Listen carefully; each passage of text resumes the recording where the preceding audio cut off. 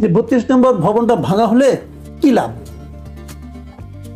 ছোট্ট প্রশ্ন করতে কি লাভ? আসলে আমি নিজের মধ্যে ভাবছিলাম কি লাভ।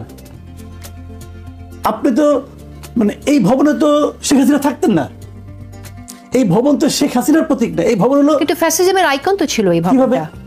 এই ভবনে আমরা দেখেছি পূজা করা হতো রীতিমতো। এটা একটা মিউজিয়াম ছিল, এটা একটা মিউজিয়াম ছিল, এটা একটা মিউজিয়াম ছিল।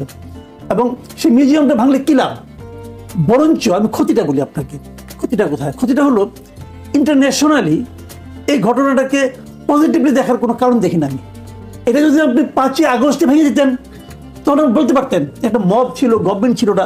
6 তারিখে ভাঙতেন, গভর্নমেন্ট ছিল না। 7 তারিখে ভাঙতেন, তাও গভর্নমেন্ট ছিল না। বলতে পারতেন কোনো গভর্নমেন্ট ছিল না, কেউ ছিল। এখন তো একটা গভর্নমেন্ট আছে, লিগ্যাল গভর্নমেন্ট আছে, আমি এটাকে লিগ্যাল গভর্নমেন্ট বলি। একটা গভর্নমেন্ট যখন থাকে তখন এটা যখন ভাঙা হয়, গভর্নমেন্টের প্রতিরোধের কোনো চেষ্টা করছে? যদি গভর্নমেন্ট প্রতিরোধের চেষ্টা না করে, তাহলে যদি গভর্নমেন্ট এটাকে ভাঙাটাকে লজিক্যাল মনে করে, তো গভর্নমেন্ট নিজেই ভেঙে দিতে পারে, সমস্যা তো নাই কোনো। যদি গভর্নমেন্ট লজিক্যাল মনে করে, গভর্নমেন্ট নিজেই ভেঙে দেয়।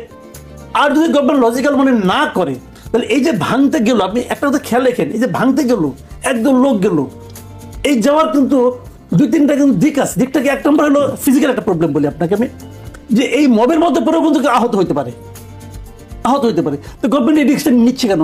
1 নম্বর। 2 নম্বর হলো এই যে যাওয়া আসার ঘটনা, এটা কিন্তু ওখানে প্রচন্ড জ্যাম হয়েছিল। আমার বাসাও দিকে আপনাদের গাড়ি আমাকে আনতে গিয়েছিল, যেতে পারে না কিন্তু এই মবের কারণে, তারপরে তো উল্টা হয়ে তাকে আসতে হয়েছে। তো এটা তো মানুষের ভোগান্তি হয়েছে। আচ্ছা, 3 নম্বর যে কথাটা, সেটা হলো ইন্টারন্যাশনালি এই গভর্নমেন্টের আইন শৃঙ্খলা রক্ষার ক্ষেত্রে যে ক্যাপাবিলিটি, এটা নিয়ে কিন্তু প্রশ্ন উঠবে, উঠবেই উঠবে, আপনি ফেরতে পারবেন না। আপনি কাল পরশু দেখেন রিয়াকশনটা কি হয়। এই রিয়াকশনটা আমাদের জন্য, একটা স্টেবল গভর্নমেন্টের জন্য ইতিবাচক নয়। তো এটাকে আমি মনে করি, এটাতে আর বিপরীত দিকে লাভটা কি? আপনি বলেন আইকন, আইকন তাহলে আপনি 6 মাস থাকতে দিলেন কেন? তখনও আগুন দেওয়া হয়েছিল, পুড়িয়ে দেওয়া।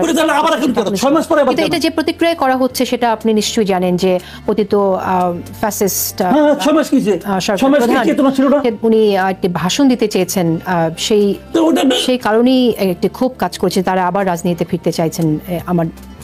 তারা যদি রাজনীতিতে ফিরতে চায়, বলি যে আওয়ামী লীগ রাজনীতিতে ফিরতে চায়, দেখেন এখানে কিন্তু কতগুলি জিনিসগুলো মানে আমার বিবেচনা, আমি যেভাবে দেখি আর কি, যে ঘটনাগুলো ঘটেছে গত 17 বছর 18 পর 16 বছর ধরে আওয়ামী লীগ যে অপকর্ম, আওয়ামী লীগ বলবো না, আমি বলবো যে গভর্নমেন্ট, শেখ হাসিনার নেতৃত্বে যে গভর্নমেন্ট ছিল এবং তার নেতৃত্বে যে আওয়ামী লীগ ছিল, তারা সারা দেশে যে সন্ত্রাসের রাজত্ব কায়েম করেছে, যে আপনার মানে সব দিক দিয়ে যে ফ্যাসিবাদী শাসন কায়েম করেছে, এর জন্য দায়ী ব্যক্তিদের আমি মনে করি প্রত্যেকটা লোকের শাস্তি হওয়া উচিত। এমনকি যদি উপজেলা পর্যায়েও কেউ করে থাকে, তারও শাস্তির আওতায় আনা উচিত। এটা আমি মনে করি, আমি পার্সোনালি এটা মনে করি। শেখ হাসিনা তো আনাই উচিত, তাকে শাস্তি দেওয়া উচিত।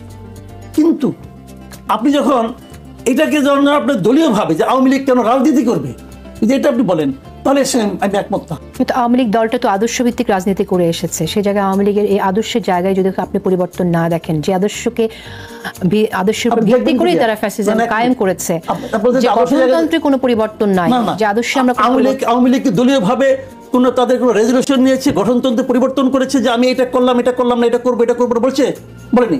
এটা হলো আওয়ামী লীগের যিনি নেতা ছিলেন তিনি এই কাজগুলি করেছেন।